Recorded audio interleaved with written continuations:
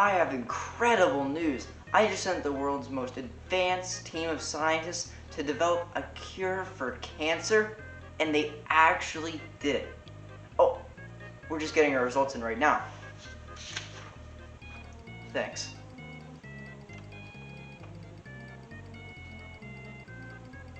Who did we get to develop this? That would explain a few things. Wario! He needs no introduction, so I might as well give him one.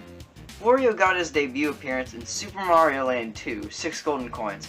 And he must have done something right there, because he was able to spawn himself into 2 series of games, Wario Land and WarioWare. We don't talk about these. And I love both of these game series, even though I've only played 2 Wario Land games and no WarioWare games. As for the Land series, I absolutely love Wario Land Shake It. The art style, the level design, the music, it all comes together to make an incredible game that I have endless joy in going back to. And the other Wario Land game that I've played is Wario Land 3 on the 3DS Virtual Console. It's more based on exploration, and it feels like a Metroidvania more than anything. And while it can be a bit frustrating at times, it's still really good. But if you want to get technical, WarioWorld might be classified by some as part of the series, and I don't want to talk about it now, but I'll get around to it. But for the WarioWare series, I haven't played any of them. Okay, but you better not commit any more sins. Except for Snapped. No! And I honestly couldn't tell you why I haven't played any of them. I have all the consoles that play them, yet I don't have a single one of these games. And it isn't like they're super expensive, I just never get around to it because I feel like I have better things to spend my money on, like a Virtual Boy. I've watched countless walkthroughs of these games over and over again, and the zaniness and quick pace of it all looks so fun to experience. So after a while, I decided enough was enough. I made a promise to myself that if a new WarioWare game was announced for the Switch, I would buy it. So, when WarioWare Get It Together was announced, I had a debt to pay. Even though I'd rather have bought Metroid Dread because of its rumored history and the incredible gameplay shown, or Mario Party Superstars because I'm desperate for a good Mario Party, I made a promise to my king. So basically, you bought these if you were impressed, you bought this if you had no dignity. And I'll check the list real quick. This game is perfect for me, so I bought it, and now it's time for me to have my first WarioWare experience. Yeah, my first. So the game opens up with a cute cutscene showing how Wario and his friends, he has friends, got sucked into the game that they made. And right off the bat, this game really shows the charm and character of WarioWare. Like, why is one of the only prominent buttons on this game a piece of poop? Who's Piora? A criminal mastermind? And what am I looking at here? It's an opening cutscene where I question almost every aspect of it. And I wouldn't have it any other way. This is a kind of game where I don't need a compelling story, or even one that makes sense. I got this game because of Wario, and the wacky nonsense that's in this opening is almost necessary because it fits with the nature of Wario. For that, this cutscene has my respect. And once we get past the game's opening cutscene, we're put into the story mode, which is where you'll be spending most of your time in the game. So the gist of it is that there's a glitch ruining the game that Wario and his friends made, and you have to go through each level in order to find and destroy the bugs that are infecting it. And this gameplay put me through some of the most utterly nonsensical things I have ever had to go through in any video game. And I absolutely loved it. For those that don't know, WarioWare is composed mainly of short microgames that have to be completed in a short amount of time. These are usually easily conveyed through commands that tell you what you have to do to complete the microgame, such as empty or chase. And each of these stages have their own designated themes, like food or nature.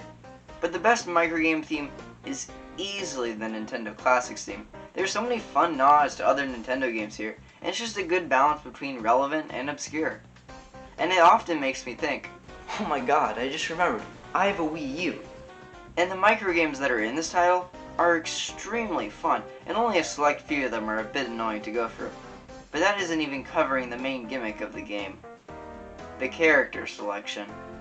Once unlocked, there are a total of 18 characters to choose from. And if I'm being honest, I don't know if this makes the game better or worse. I don't like it because some of these characters aren't that fun to control, and there are clear choices to which ones are actually useful.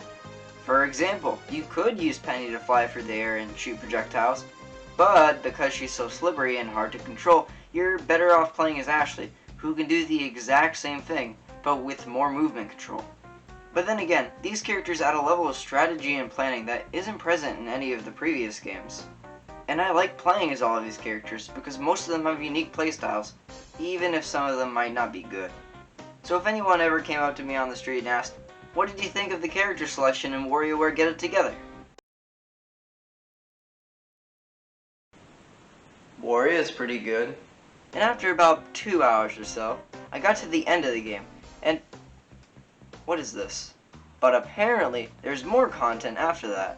That takes us to a section of the game where you have to go through microgames you've already played, as well as the true final boss, which turns out to be Pyoro. I knew it! And that's WarioWare Get It Together story mode.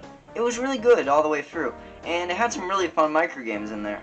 And while the character selection was a bit of a hindrance, I still had fun with it all the way through. However, the game isn't that long, and most of the fun that I get from it is from replaying levels to get a high score. And the process of doing this is surprisingly fun. It gets really fun to develop a quick reaction time for a specific set of microgames.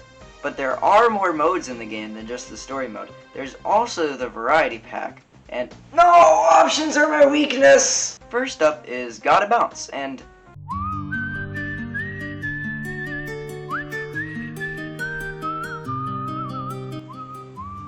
oh, sorry, I was having an existential crisis. Despite what the title screen would leave you to believe, this is just a game about keeping a ball up in the air. And that's literally the whole game. Daily grind is boring. You go on a straight path and collect contracts to get the highest score possible. Sometimes you'll be able to switch to a random character, but some of these characters are really not well suited for the game. So even if it does get you some points, you're better off sticking to a character that's well suited for the game. And because of this game's extremely boring premise, I honestly don't care about it. So to sum it up, I don't like this minigame. Friendless battle is okay. You try to kill as many enemies as possible without dying. Some have a bit more health than others, some have a shield. But other than that, it isn't anything that calls for a celebration. Sorry guys, the party's off. High Five sucks. It's just a bad game of volleyball. And that's really all it is. I don't know what else there is to talk about here. It's just bad. And while I wish I could tell you about the rest of the modes, they all require at least 2 players, and I don't have any friends on me at the moment, so that's a problem. But don't worry, I can call one up on my phone. Want to play WarioWare? Yeah, the new one. Well, I was figuring we could play it because, I need somebody to play the side games with. They hung up. Because of that, I might as well rate each of them based on what their title screen looks like. Dear God. Understandable. It's just a balloon. Keep walking. Hot take, triangles are overrated. Oh no, it's coming straight for me. You know, I've always wanted a WarioWare anime. So, overall, the variety pack isn't that good. The minigames that I played weren't all too special, but what do I know, the ones that I didn't play could have been the cure to cancer. It reminds me of the modern Mario Party games because they had so many options, but none of them really have any depth behind them. The next mode would be the Wario Cup, and this is rather fun to go into. Playing through the current challenge is all about going through a set of microgames to get the highest score possible in order to become the best in the world. It's rather fun, and it's really easy to lose track of time in the mode, because you'll probably be trying it over and over again to improve your score so that you can get better prizes once it's all said and done. But don't worry, I'll get it next time. This time I'll get it for sure. No!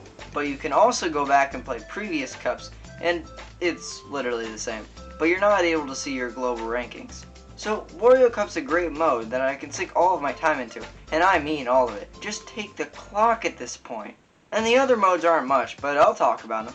The Playopedia is a place where you can play one specific microgame over and over again, and that's about it. It's just a way to replay microgames, and that's all it is. I wish there were more things to do in it, because going for the high score isn't fun because I already know what the minigame is going to be. Half the fun of WarioWare comes from the quick pace and unexpected nature of the microgames. I'd rather have the mode here than not, because it's nice to have the option to quickly go through a microgame you've already played, but I have to say that it isn't very fun. But the last and final mode is the crew mode, and it's pretty good. You have the ability to get these items called prezzies by purchasing them with your coins. Yeah, WarioWare has an economy. And these items help boost a specific character's base score in the Wario Cup, so you'll be able to get more points for a microgame when completing it with that character. All this mode is a way for the game to get you to spend your coins, and I think it does a great job of providing an incentive to collect the coins. But the coins can actually be earned by completing missions, and these are great. The missions truly give you something to work towards in the game, and it's one of the reasons I haven't stopped playing the game. The missions are rather simple, but they get me to go through everything the game has to offer, and I applaud it for that. Because of the missions, I got to enjoy the game for so much longer than I thought I would, and I couldn't imagine this game without it. So that was WarioWare Get It Together, and as my first real WarioWare experience, I had a lot of fun with it. It was extremely fun to go through such quick microgames in such a chaotic manner. I think it's right on par with the Wario Land games in terms of a definitive Wario experience. Now, in comparing it to Wario World, I don't know, I change my opinion on this game about every week or so. But there's no denying that this is a great game and an absolute highlight of a Wario game. So after a bit of research, I found that this wasn't actually the cure to cancer, and this was the actual cure to cancer. So let's open it up and see what it is. My life is a lie!